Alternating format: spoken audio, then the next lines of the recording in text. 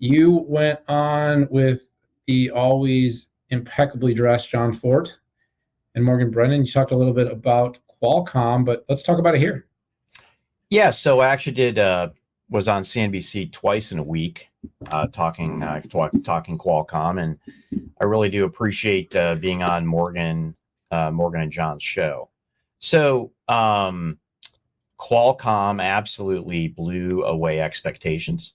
It was a beat raise, which was super fun, and surprisingly, they talked about smartphones, which was the big driver, and also automotive, which really hasn't made the bar aside from their $30 billion backlog. So really impressive. And while the company, Cristiano and Akash, and I did appreciate talking to them about earnings, didn't necessarily want to call it, the end of the bottom, but I believe that this is the end of the bottom here.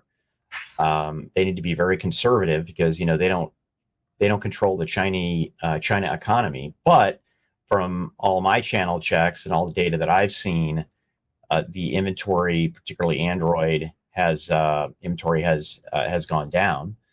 I did want to. Oh, IoT was soft, just like everybody else, and we talked about with the context of Lattice, but great tailwinds in handsets. It's interesting. We saw Xiaomi and a couple other of the big Chinese handset makers launch their handsets the same week that Qualcomm came out with Snapdragon 8 Gen 3.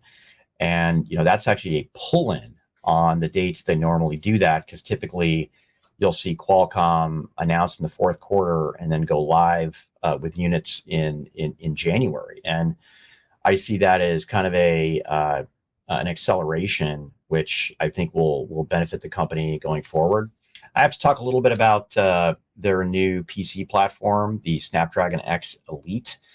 We'll talk about it a little bit when we get to the Apple event, but they ran up some incredible numbers versus Apple, Intel, and AMD. Now, I did not run the benchmarks, and neither did Futurum Labs, but at least the methodology looked sound enough for me to at least say it's going to be a very competitive part. And we'll talk more about that when it comes to the Apple event and M3. Yeah, so you did hit it on the head, Pat. Qualcomm was robust. And again, this is a comparative robustness that we have to talk about. I think it's only right.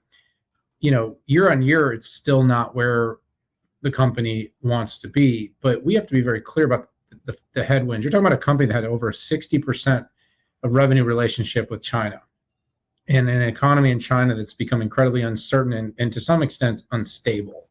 Mid double digit growth in China handset, which means, again, while the diversification strategy I think has worked very well, especially automotive, very impressive transformation there under Nicole DeGaule's leadership. But in handsets, it's been pretty woeful, especially in China. And the concern has been palpable, and the stock has seen a response. But again, this is, Pat, something I think you said about Lattice. This wasn't much self-inflicted. I mean, when you talk about the innovation and the design, what we saw at Snapdragon Summit, the company continues to out-innovate, out-design, deliver better specs, better SoCs, and better performance to all of the handset makers. This is just a byproduct of less people are buying handsets. And even in Apple's number, you saw that the device softness. It wasn't like Apple's getting all the market. Nobody is buying smartphone. Now, nobody as in only like 100 billion this quarter. But I know, dollars, not units. The point though is the growth is coming in the right places. The bottoming out of inventory. We'll talk a bit more about that when we hit AMD here in a moment. But we're seeing a transformation of sort of where the bottom is. So we saw enterprise stand longer. It's been more robust because of AI. We saw industrial devices stick around a little bit longer because companies were implementing technologies to measure and analytics. Handsets, consumer stuff fell off the cliff at the end of the P word.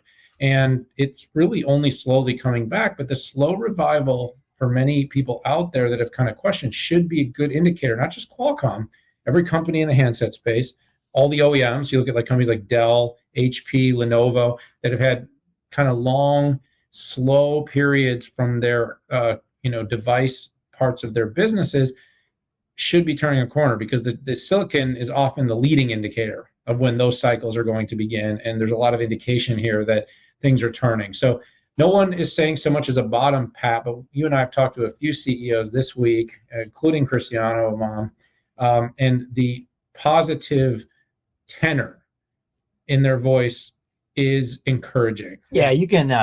Isn't it funny what people can tell you without telling you? That's the art, right? Yeah. Actually, I think we're professional tell you without tellers. When you have so much information rattling around in your brain and you're never 100% sure if it was NDA, so you just say nothing.